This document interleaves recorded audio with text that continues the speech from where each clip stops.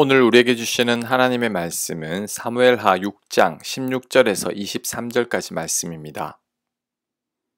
16절 여호와의 궤가 다윗 성으로 들어올 때에 사울의 딸 미갈이 창으로 내다보다가 다윗 왕이 여호와 앞에서 뛰놀며 춤추는 것을 보고 심중에 그를 업신여기니라. 여호와의 궤를 메고 들어가서 다윗이 그것을 위하여 친 장막 가운데 그 준비한 자리에 그것을 두매 다윗이 번제와 화목제를 여호와 앞에 드리니라. 다윗이 번제와 화목제 드리기를 마치고 만군의 여호와의 이름으로 백성에게 축복하고 모든 백성 곧 온 이스라엘 무리에게 남녀를 막론하고 떡 한 개와 고기 한 조각과 건포도 떡 한 덩이씩 나누어 주매 모든 백성이 각기 집으로 돌아가니라. 다윗이 자기의 가족에게 축복하러 돌아오매 사울의 딸 미갈이 나와서 다윗을 맞으며 이르되 이스라엘 왕이 오늘 어떻게 영화로우신지 방탕한 자가 염치 없이 자기의 몸을 드러내는 것처럼 오늘 그의 신복의 계집종의 눈앞에서 몸을 드러내셨도다니. 다윗이 미갈에게 이르되 이는 여호와 앞에서 한 것이니라.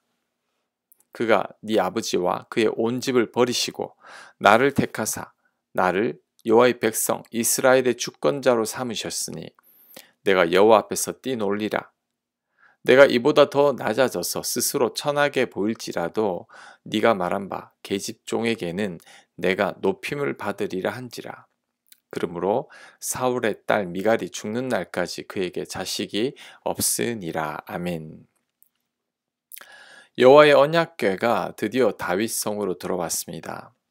한 번의 실패 후에 들어온 언약궤에 이어서 다윗은 기뻐하며 춤을 추는데 춤을 너무 격렬하게 추어서 속살이 다 보일 정도였습니다. 다윗은 또한 기쁨으로 하나님께 번제와 화목제를 드리고 모든 백성들에게 떡 한 개와 고기 한 조각과 건포도 한 덩이씩을 나눠 주었습니다. 그리고 집으로 돌아와서 가족들도 축복하려는데 아내 미갈이 다윗을 비웃습니다. 왜냐하면 다윗이 춤을 추다가 속살이 다 보였기 때문이죠. 세번역 성경에는 미갈이 다윗이 왕의 채통을 지키지 못했다고 업신여겼다고 기록되어 있습니다. 이런 미갈의 말에 다윗이 화가 나서 이렇게 말합니다. 너 앞에서 춤춘 게 아니라 하나님 앞에서 춤춘 거다. 하나님이 너희 아버지 집을 버리고 나를 왕으로 삼으셨으니 내가 기뻐서 춤을 춘 것이다. 하나님 앞에서 춤을 춘다고 더 낮아지고 천하게 보인다고 해도 나는 상관이 없다. 그리고 너는 나를 무시해도 내 신하들의 아내들은 이런 나를 무시하지 않을 거다. 다윗의 말을 보면 굉장히 화가 났다는 것을 알 수 있죠. 그리고 그 후로는 미갈이 죽는 날까지 자식이 없었다고 하는데 이것의 정확한 뜻이 무엇인지는 잘 모르겠습니다. 아마도 다윗이 미갈과 다시는 동침하지 않았거나 하나님께서 미갈의 태를 닫으신 것 같습니다. 미갈은 말 한마디 잘못해서 자녀를 낳지 못하는 여인이 되고 말았습니다. 자, 이 대목에서 한 가지 의문이 생깁니다. 왜 미갈은 다윗을 무시했을까요? 채통이란 게 뭐가 그리 중요합니까? 왜 다윗이 기분 좋은 날에 그런 말을 해서 다윗에게 미움을 받게 된 걸까요? 자, 두 가지 이유가 있습니다. 첫째, 미갈은 사람들을 의식하는 아버지 사울 왕의 성품을 닮은 것 같습니다. 사울은 매우 소심한 사람인데 어느 날 제비뽑기로 갑자기 왕이 된 자이죠. 그러니 백성들 보기에 훌륭한 왕으로 보이고 싶었을 겁니다. 우연히 왕이 된 게 아니라 왕의 자질이 있다는 것을 과시하고 싶었을 겁니다. 그래서 사울은 남들을 더 많이 의식하고 남들에게 어떻게 보이느냐가 중요한 사람인 거죠. 미갈도 그랬던 것 같습니다. 남들을 의식하는 사울왕 밑에서 자랐으니 미갈도 아버지의 피를 이어받은 거죠. 미갈이 다윗을 비난한 이유도 신하들의 아내들이 보는데 속살을 보일 정도로 채통 없이 춤을 췄기 때문이죠. 그런데 춤을 추다 보면 충분히 그럴 수 있습니다. 하지만 미갈은 그것을 용납하지 못한 거였죠. 왜냐하면 사람들이 어떻게 보느냐가 미갈에게는 중요하기 때문입니다. 하지만 타인의 시선을 자꾸만 의식하다 보면 나라는 존재는 사라지고 맙니다.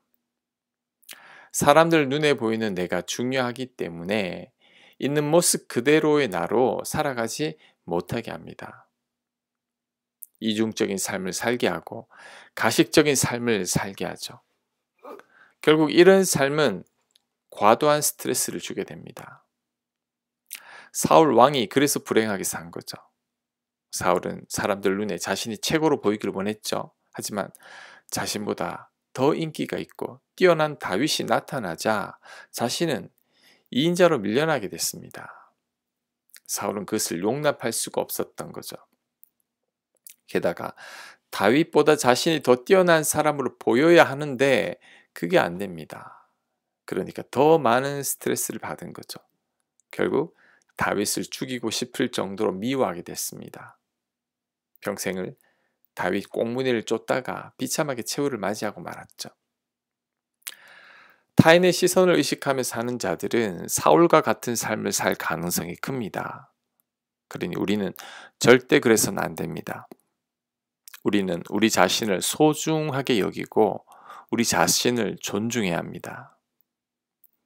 내가 나를 소중하게 여기고 내가 나를 존중하면 남들의 시선은 별로 의식하지 않습니다. 남들이 나를 어떻게 보든 말든 나는 나이기 때문이죠. 남들의 평가에도 휘둘리지 않습니다. 남들이 나를 무시하고 비난한다고 해도 내가 나를 무시하지 않고 비난하지 않기 때문이죠. 남들의 말은 한쪽 귀로 듣고 한쪽 귀로 흘려보낼 수 있습니다. 사울은 남들의 시선과 평가 때문에 다윗을 죽이려 했고 아들 요나단마저 죽이려 했습니다. 심지어 다윗을 숨겨준 사람들을 다 죽였죠. 미갈은 남들의 시선 때문에 남편을 무시했습니다. 하지만 남들보다 더 소중한 것이 바로 내 곁에 있는 사람들이죠. 사울과 미갈은 그것을 놓치며 살았던 것입니다. 우리들도 남들을 자꾸 의식하다 보면 내 곁에 소중한 사람들이 보이지 않습니다. 내 곁에 소중한 사람들을 놓치며 살게 되는 거죠. 내가 자꾸 다른 사람들을 의식하는 것은 내 자아가 건강하지 못하기 때문입니다.